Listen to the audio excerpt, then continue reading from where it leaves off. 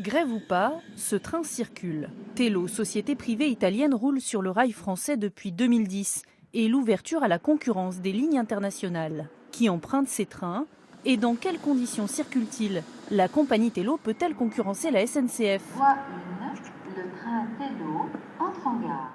Nous sommes montés à bord et en ces temps de grève, la rame est loin d'être pleine. Le train un peu vieillissant quand même, cela dit, il aurait besoin un petit peu de se rénover. Mais agréable, plaisant, les stewards qui parlent français avec le petit accent italien qui est très charmant et charmeur. Chaque jour, Tello propose 2 trajets, Paris-Venise et Marseille-Milan. Peu d'arrêts sur la portion française du voyage, Tello est plus rapide qu'un TER. Autre atout selon les clients, la ponctualité. Je suis même restée étonnée. Par rapport à chez nous, ils sont toujours en retard. Mais là, c'est très bien. C'est direct et apparemment plus fiable. C'est-à-dire? En général, ils respectent les horaires. Niveau prix, un petit trajet en type Vintimille revient à 15 € contre 11,30 € avec la SNCF, mais une demi-heure de plus.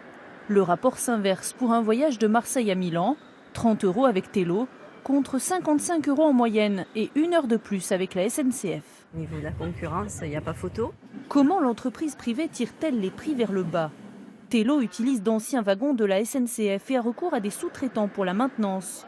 Le personnel de bord n'a pas le statut de cheminot et selon ce délégué syndical, il est plus polyvalent qu'à la SNCF. Le personnel à bord fait tous les opérations avant départ et services à bord du train. Les salariés qui font les essais de frein sur les trains Tello, ils relèvent de la convention collective des hôtels, cafés, restaurants. Donc si vous voulez, sur les problématiques ferroviaires, sur les exigences de sécurité, forcément elles ne sont pas prises au même niveau. Des voyageurs plutôt satisfaits, le projet de lancer des trains à grande vitesse dès 2020, la vitrine Tello semble reluisante, mais l'entreprise privée qui n'a pas souhaité répondre à nos questions cumule déjà une dette de 13,6 millions € en 8 années d'existence.